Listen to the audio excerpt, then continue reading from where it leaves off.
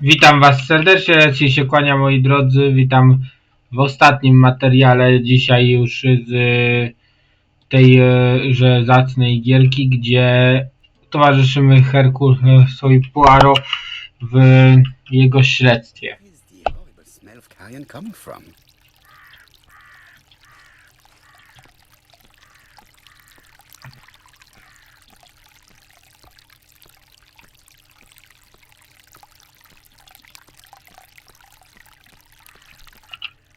This fountain makes a very relaxing sound.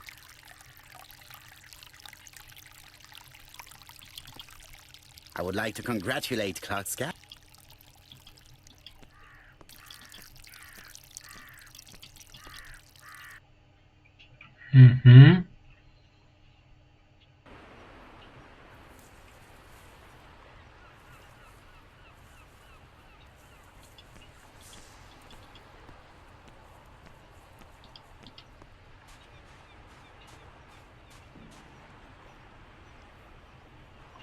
May you have peace, Carmichael.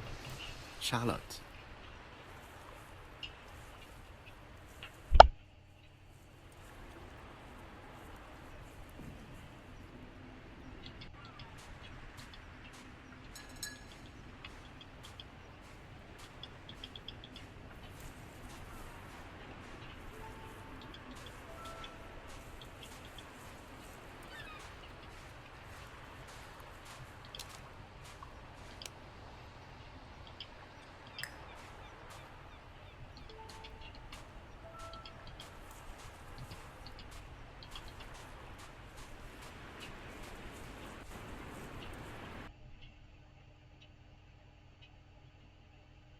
Where is the horrible smell?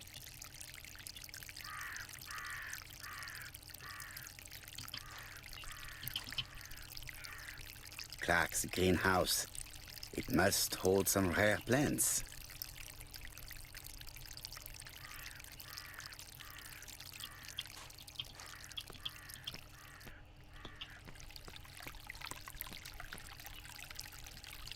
It was probably the gardener who lit this fire.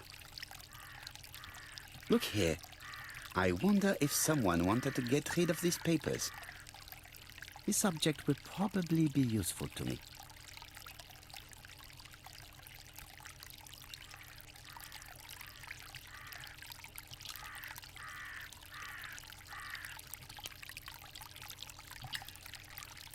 I've finished with this subject.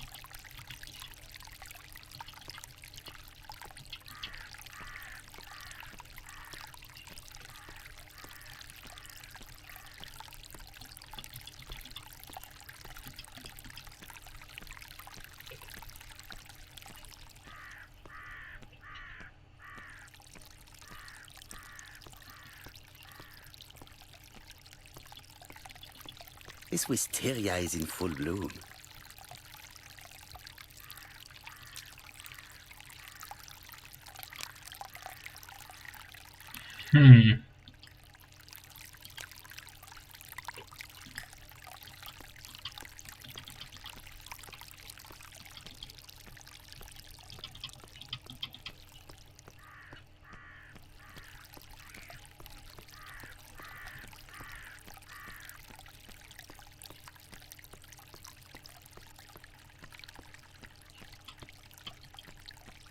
Something makes me feel uncomfortable. Tut-tut. The gardener does not follow the alignment. There, that's better. It is symmetrical. Brown pellets. Revolting. Let us now try and get our brain cells to work.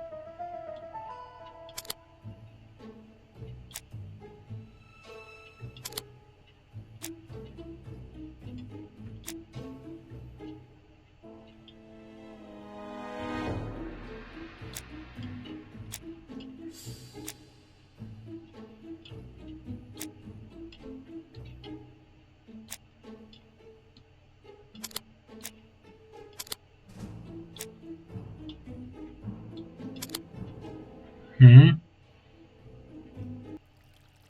Everything that Thorgray has left behind comes from Sir Carmichael's collection. He most probably gave them to her, but she chose to leave them here rather than run the risk of being accused of theft. It is understandable when you know just how much Lady Clark mistrusted her. Let us now try and get our brain cells to work.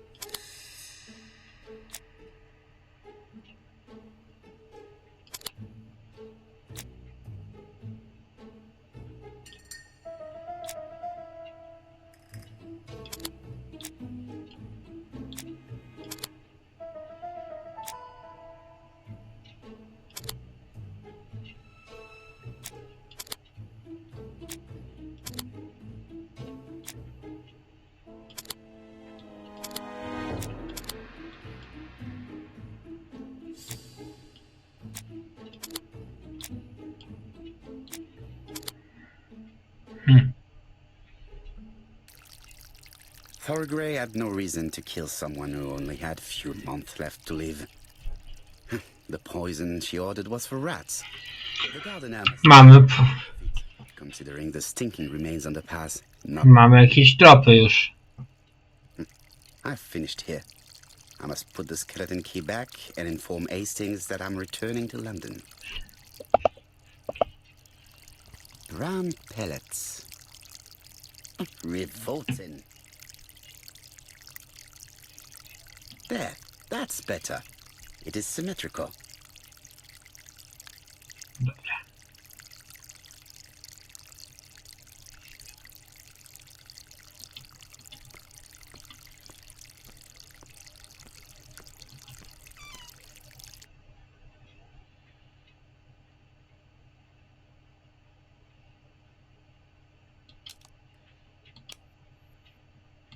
Zadzwoń do Hastingsa.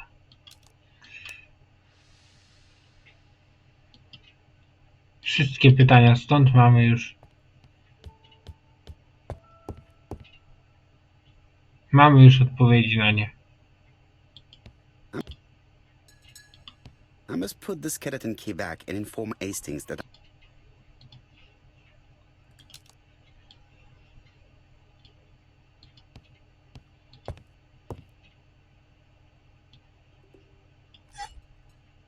Perfect. Nothing else is keeping me here.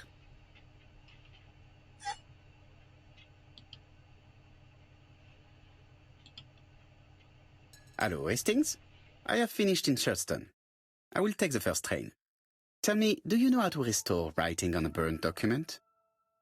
Yes, you just have to soak a cloth with a hydrochloric acid solution and rub the sheet of paper.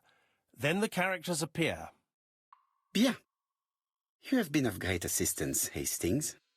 Could you please order the solution as soon as possible? Of course, but what documents do you want to read? You will see, my friend. À ce soir.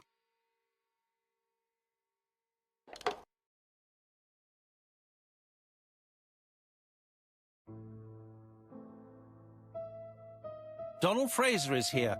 He insisted on waiting to see you.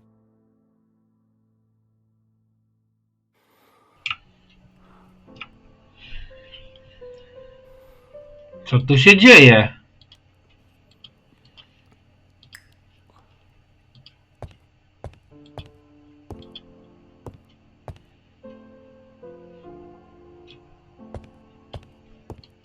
I lock my revolver in this drawer.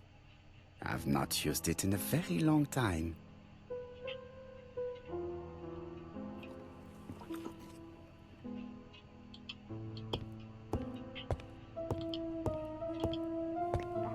Hastings, it would appear that you are getting slightly thin on top.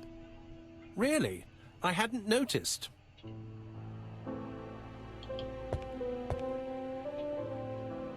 Royal Mathematical and Statistical Society's Bulletin, September the 9th, 1935. The Alphabet Murder, a methodical madman. it's highly probable that the alphabet murderer will kill again.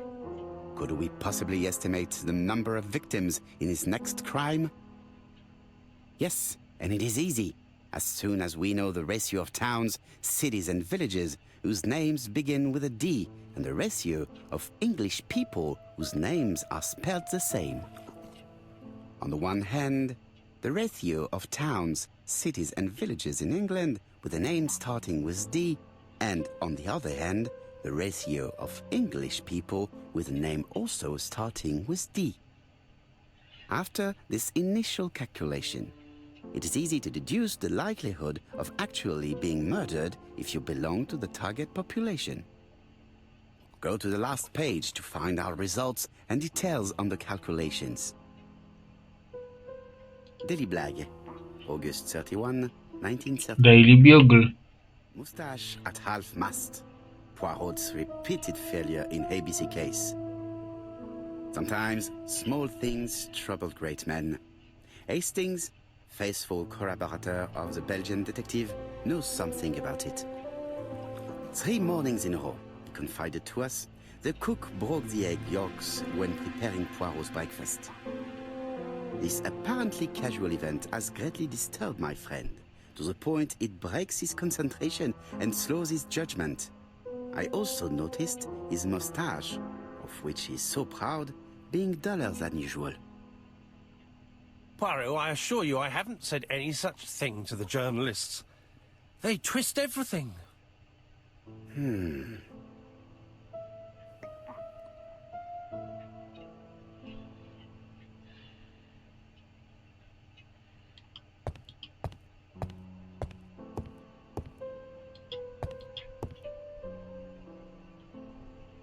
Ah, some cool hair.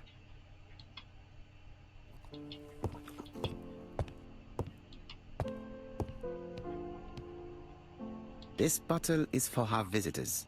Personally, I prefer the sherry. Let him drink in peace. This man is tired.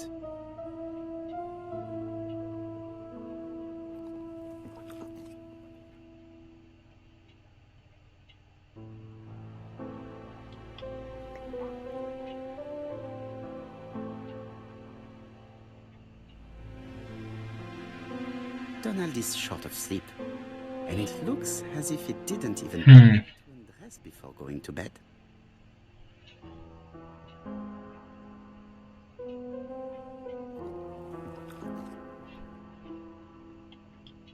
A zatem posłuchajmy. Mr. Poirot, I don't know why I'm here.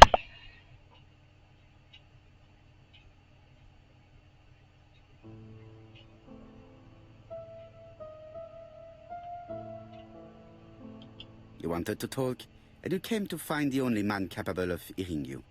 Mr. Poirot, since Betty's death, I've doubts about myself. I don't know what to do.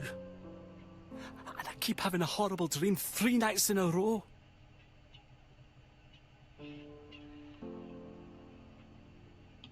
Have a drink, and tell me about this dream.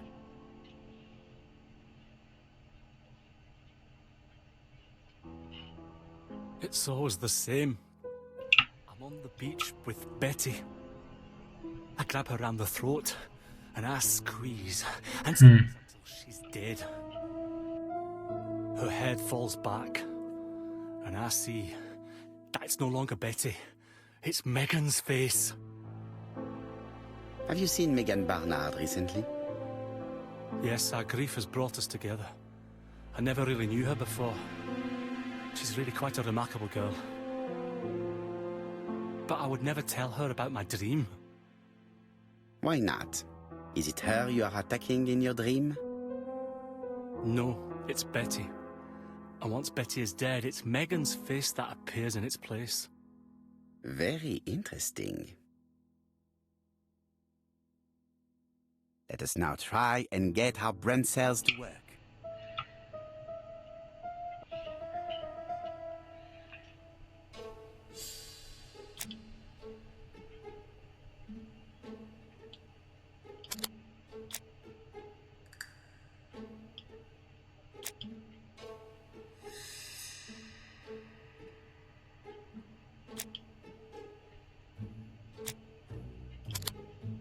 To możliwe.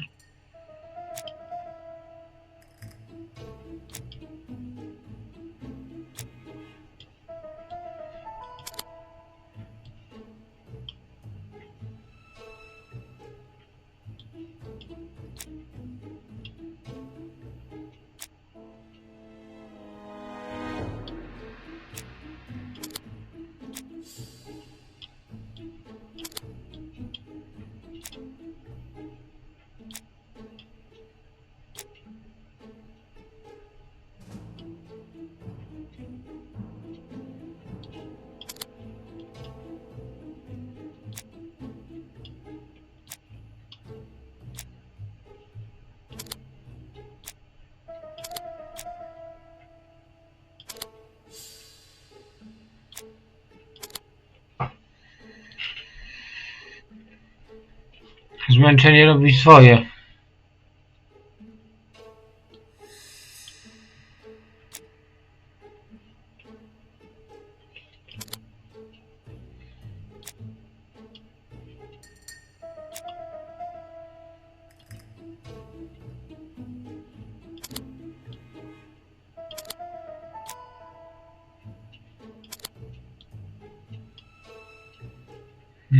Poczekajcie, bo Lilika. Już jestem przy was z powrotem, widzowie. Lilika. Dobra, musi być jakiś dowód, którego nie dostrzegam. O, udało się. Mr. Fraser, I think that the real meaning of this dream is that you are in love with Megan Barnard. Please go on. Do. This dream certainly betrays your guilt. Oh. But what do you feel guilty about? Having killed your fiancé? Possible. Or forgetting her very quickly for her sister? Certainly. And this forgetting is perceived as a second death. So you don't really think I was the one who killed Betty? I do not exclude this theory. I am simply saying that I do not need to know that fact to explain your dream and your guilt. Thank you for being frank, Mr. Poirot. You've helped me a great deal. I'm going back to Bexhill. I'll not take any more of your time up. It is late, Mr. Fraser, and you are tired. I'll sleep on the train. I like trains. It's easy to sleep rocked by the sound of the wheels. Poor boy, he seems completely lost. Well, women seem to like him. I think Megan will take care of him. Oh, I remember. Did you order the product I needed? Yes, we'll be receiving it tomorrow. Bien, it is late, and I asked Miss Gray to come tomorrow morning. I have a few questions I wish to ask her.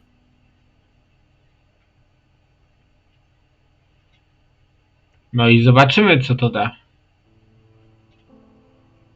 Mademoiselle, I asked you here in order to answer a very important question.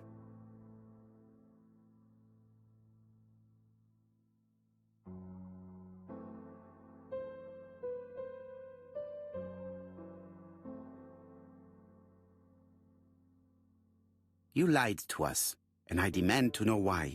But what are you talking about? Yet, Lady Clark maintained that she saw you talking to a stranger on the front doorstep. Really? She must have been mistaken. Oh, I remember now. I'd forgotten all about it, but it wasn't important. It was just a salesman. One of those traders who sell stockings from door to door. Can you describe him to me? Medium size, glasses, dark suit, and a felt hat. Not the sort of man you notice. Completely harmless.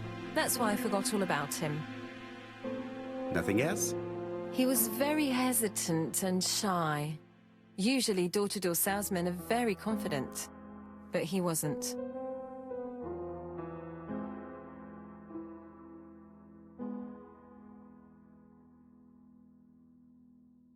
You also forgot to tell me that you had been fired. You never asked me. It was Franklin who led you to believe that I left voluntarily. He's more chivalrous than you. I don't wish to lie. Lady Clark did not appreciate my presence. And Franklin could not go against the wishes of a sick lady. He is a good man, and he worries a great deal about his sister-in-law. I noticed that you left some personal belongings behind at Churston.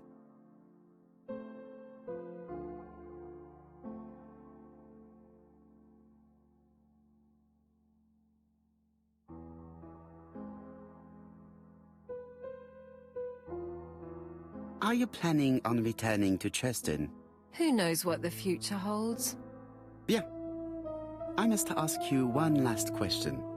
Please reply frankly with either yes or no. If Lady Clark had died, would you have agreed to marry Sir Carmichael if he'd asked you? How dare you ask such a question? Sir Carmichael treated me just like his daughter. And all that I ever felt him was affection and gratitude, nothing else. Thank you, mademoiselle. I will not keep you any longer.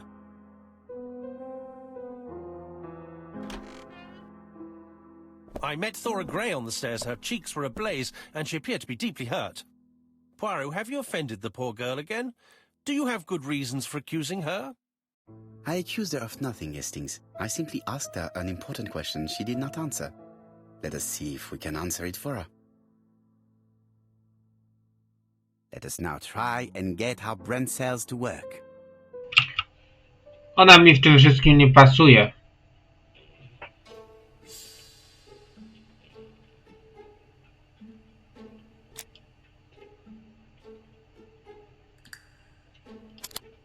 To na pewno. To też.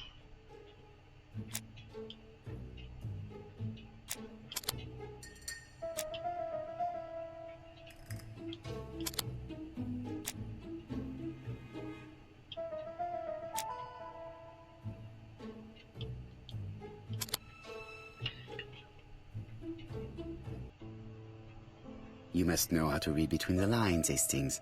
When Sir Carmichael refers to paternal affection, he's lying to himself. Read this engraving on the brooch. A dark dragon for an angel with glossy hair. These are the words of a lover, not a father. Lady Clark was not wrong. What if Sir Carmichael had fallen in love with his secretary? That doesn't mean that she forced him to do so. True, there are extenuating circumstances. She is a penniless orphan. But she's calculating. Just look how she avoided it when asked if she would have married Clark. I see. You think she seduced Sir Carmichael for her own gain, and that now she is doing the same with his brother. Poirot, your world is a very dark place. Do not get carried away, mon ami. We have another more important matter to settle. Really?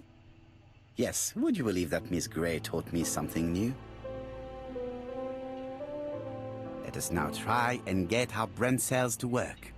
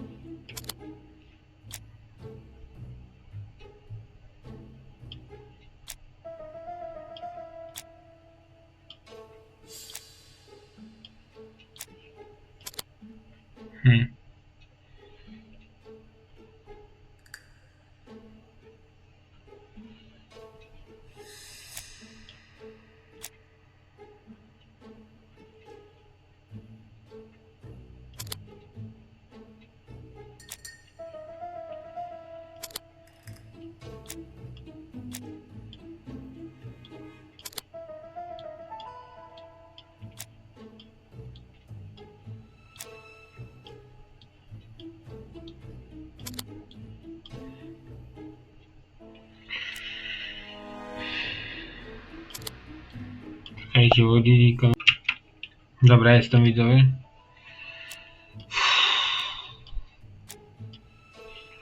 Niezwykłe.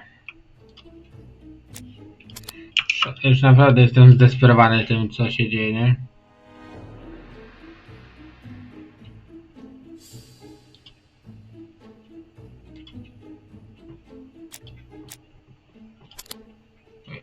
To chciałem, dobra.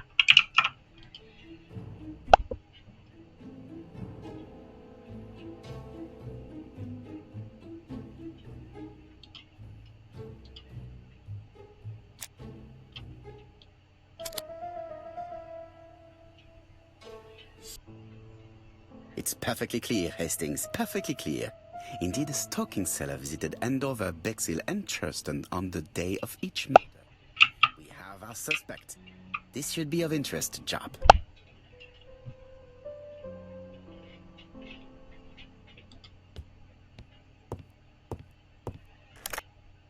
Chief Inspector, we are looking for a stalking salesman.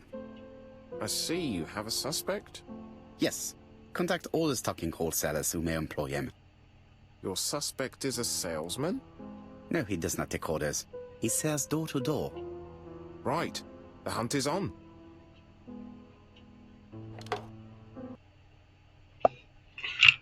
No i co nam to da? Wszystko?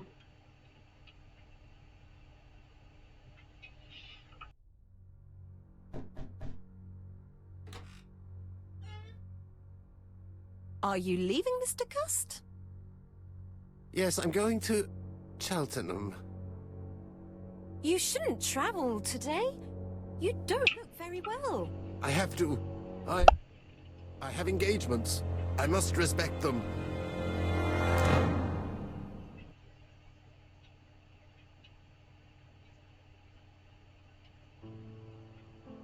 Can you get the post, Hastings? And why don't you go and get it yourself? Très bien. What's going on? I've never known Hastings to be so disagreeable.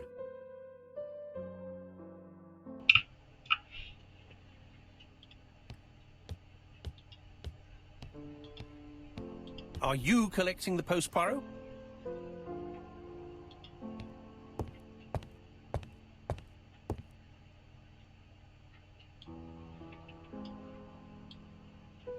Poor Mr. Poirot.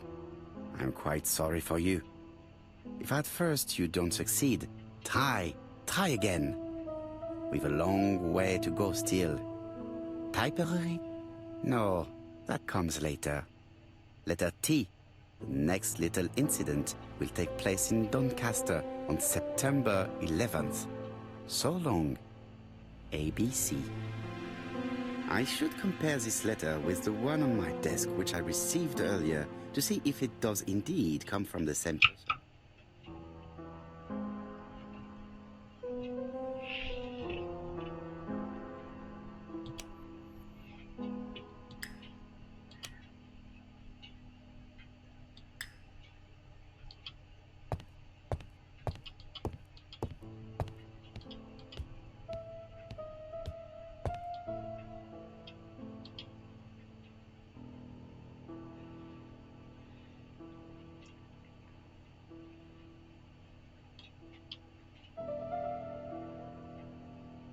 Let us examine this. Certain characters in the two letters may have similar defects. Yes, this I is weird. Yes, the I characters in the two letters do indeed have the same defects. I have to find some other similar defects to confirm my theory. Yes, the A appears to be quite unusual. Ja już widzę mniej więcej. That's right. The A characters in the two letters do indeed have the same defects. I have to find some other similar defects to confirm my theory.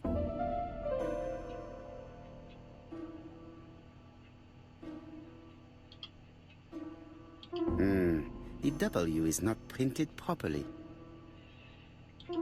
Right. Let us compare. Teraz zobaczmy na ten. Jest! The W characters in the two letters do indeed have the same defects. My theory was right. These two letters were written with the same typewriter. Hastings, he strikes tomorrow.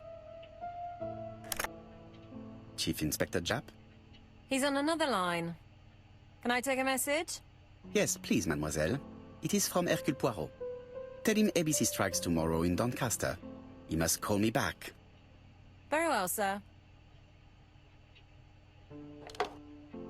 Bien, now I'm going to see what I can find from these burned documents. I've received the product I need. Hastings, if you do not mind, I would like you to take a few notes. Yes, yes.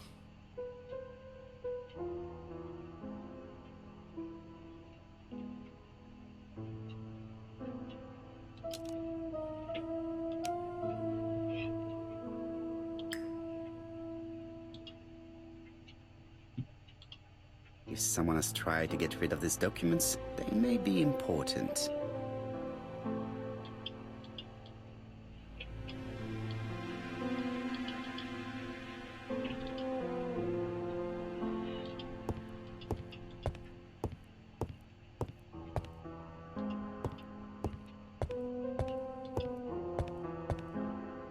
So, how are you getting on? I'm ready to take notes.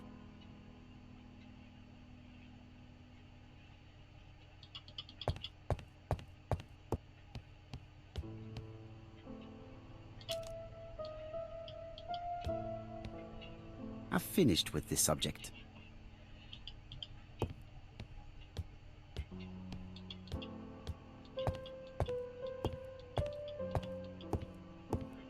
I lock my revolver in this.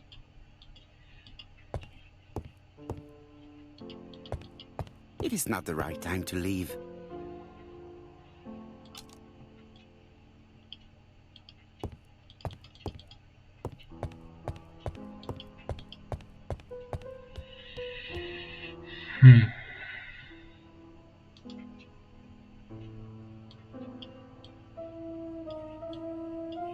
Hastings' photo album. He is very proud of his bag.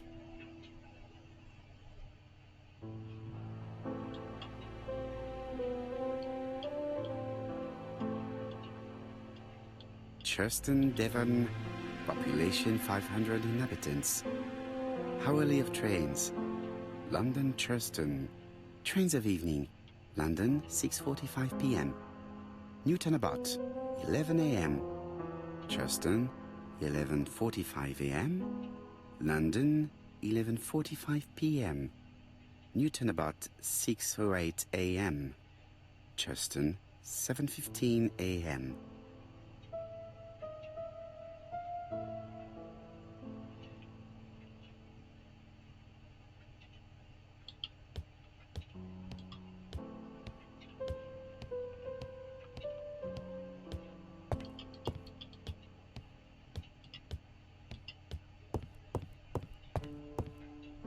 So, how are you getting on? I'm ready to take notes.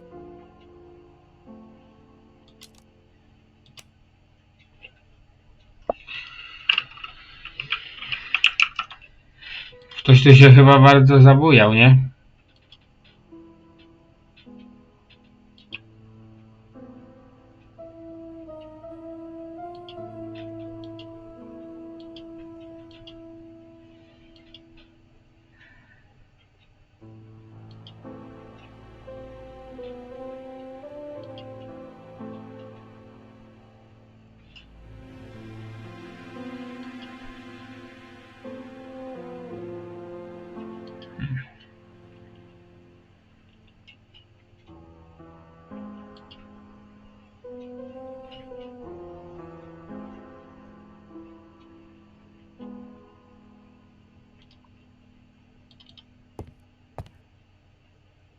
Royal Mathematical and Statistical Society's Bulletin, September 9, 1935. The Alphabet Murder, a methodical madman. It's highly probable that the alphabet murderer will kill again. Could we possibly estimate the number of victims in his next crime? Yes, and it is easy. As soon as we know the ratio of towns, cities, and villages whose names begin with a D, and the ratio of English people whose names are spelled the same. On the one hand, the ratio of towns, cities, and villages in England with a name starting with D, and on the other hand, the ratio of English people with a name also starting with D. After this initial calculation, it is easy to deduce the likelihood of actually being murdered if you belong to the target population. Tutaj ciekawie się robi. Page to find out results and details on the calculations. Daily Blag, August 31, 1935. Moustache at half-mast. Poirot's repeated failure in ABC case. Sometimes small things trouble great men. Hastings, faithful collaborator of the Belgian detective, knows something about it. 3 mornings in a row, he confided to us, the cook broke the egg yolks when preparing Poirot's breakfast. This apparently casual event has greatly disturbed my friend. Poirot, I assure you I haven't said any such thing. Dobra, to jest to samo co było. Now, down to work. All of this needs putting in order a little.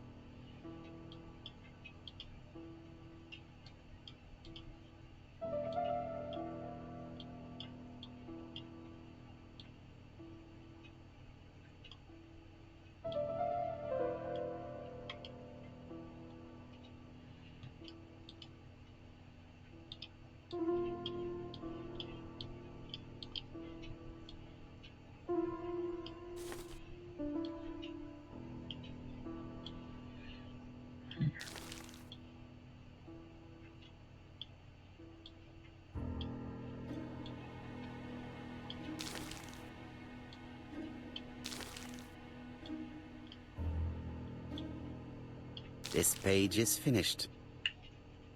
That's done. 3 more to go.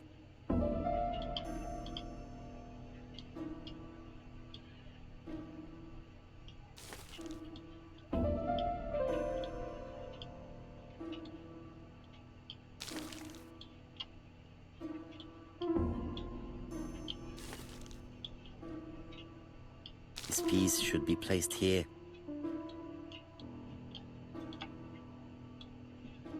This page is finished. Dobra, mamy drugą. It's easier than I thought.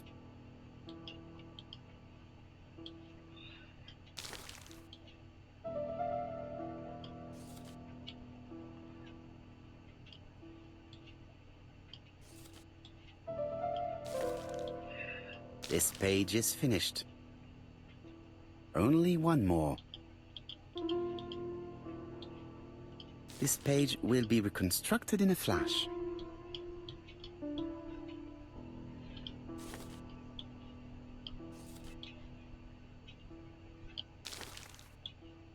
This page is finished.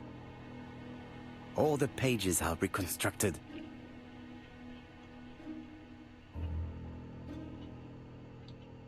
A dry cloth. A bottle of solvent.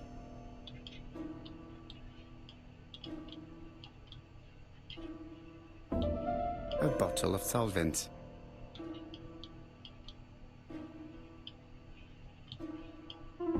A bottle of solvent. A dry cloth. A dry cloth. Czekajcie.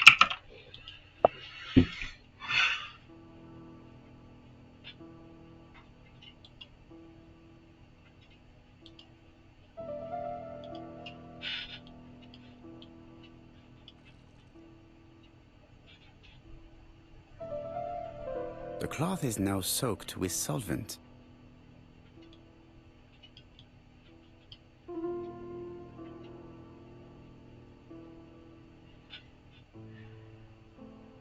Got it! Make a note, Hastings, make a note. Mrs. Alice Asher, shop owner in Andover. Tracheitis, hemoptysis, prescribed laudanum. I got it. Look. Poirot, where on earth did you find these files? On a fire at the bottom of the garden at campsite. All right, but where did the person who burned them find them?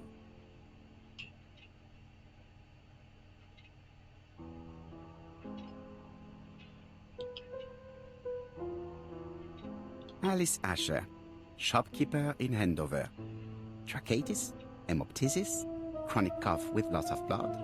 Prescribed Czyżby nasz alfabetyczny morderca miał Betty Barnard. okazję? Betty, no proszę. Chronic bronchitis causing dysphonia. Advised to stop smoking.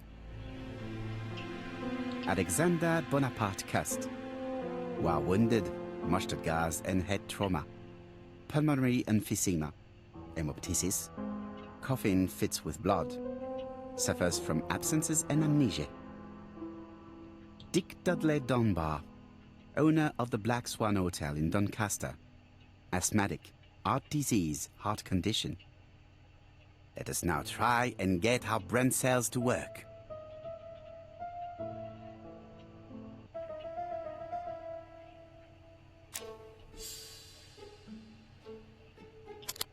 To na pewno.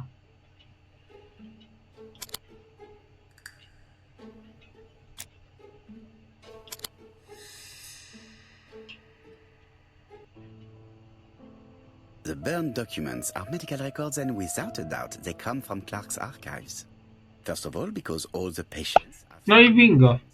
and secondly, their name starts with either A, B, C, or D, and it is precisely the files that match these letters that have been tampered with.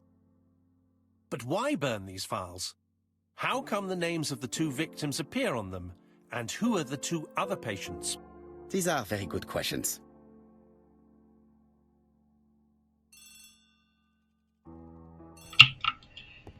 Dobrze. Mamy już tego.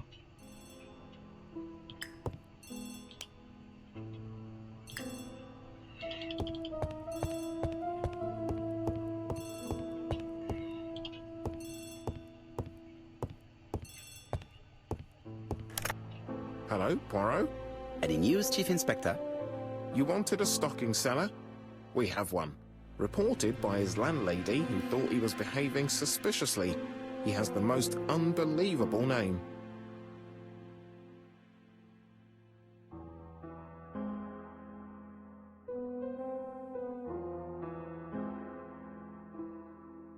Alexander Bonaparte Cust. Yes, Alexander Bonaparte Cust? How did you guess? Poirot, you have magical powers. It's a serious lead. I called Doncaster. A person matching Cust's description has been seen at the station. He got off the train from London, but after that, nobody knows where he went.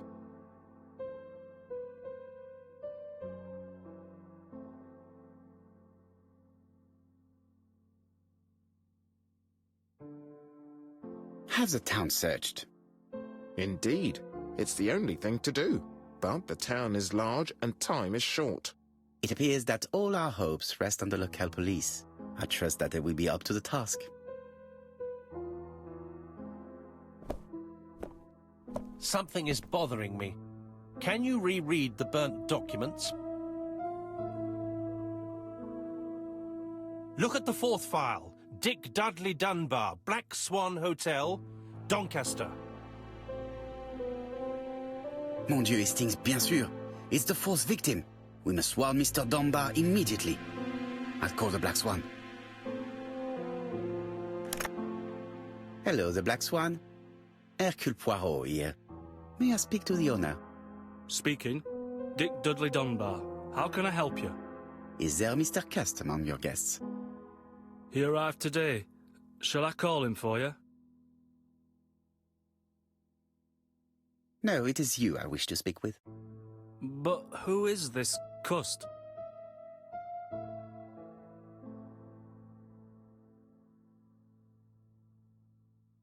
A murderer. A murderer? Under my roof? It's not possible. I don't believe it. Do you think that cust might be dangerous? Oh, I do hope you're wrong. It seems so harmless, you know. Oh, yes, completely harmless.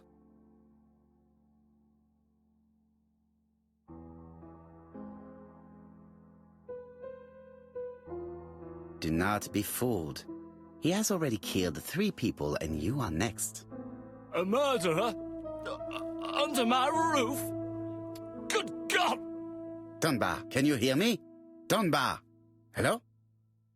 Dunbar has had malaise. That's all we needed. I'm calling the Doncaster police. I hope they get there quickly. Hello, Poirot. We have some good news. The police in Doncaster have caught our man at the Black Swan Hotel. They're sending him here by train. How is the hotel owner? He had a heart attack. He was taken to the hospital. Oh no. It is my fault. When I told him the killer was at his hotel, I should have been more considerate. Come on, Poirot. You weren't to know he had a weak heart. No, of course. While we're waiting to question Cust, we could search his room in London. Where does he live? The Marbury Guest House? I'll see you there. Yes, but start without me. First of all, I have to sort out a few details for Cust's transfer. I understand. À bientôt. Hastings, we are making good progress. Please go and search the room of our #1 suspect. With pleasure. I did have a dentist appointment, but I'll cancel. The dentist. So that is why you are so nervous and bad-tempered. A visit to the dentist is never an enjoyable prospect. But an unavoidable one. Go to your appointment, Hastings. I will manage on my own.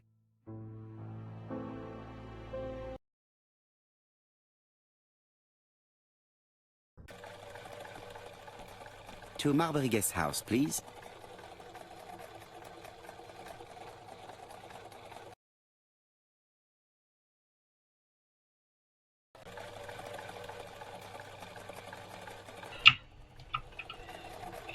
Dobra, widzowie.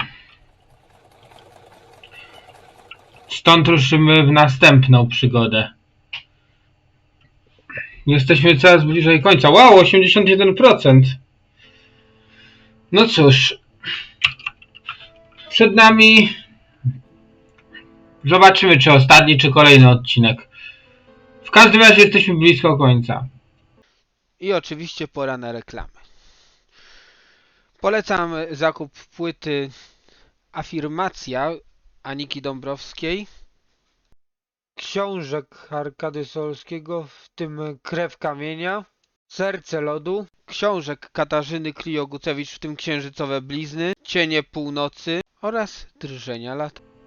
Mam nadzieję, że filmik wam się spodobał. Jeżeli tak, zostawcie łapkę w górę, subskrypcję, komentarz, komentarz, follow na Instagramie, Twitchu. Trzymajcie się, hej, hej, wypadki.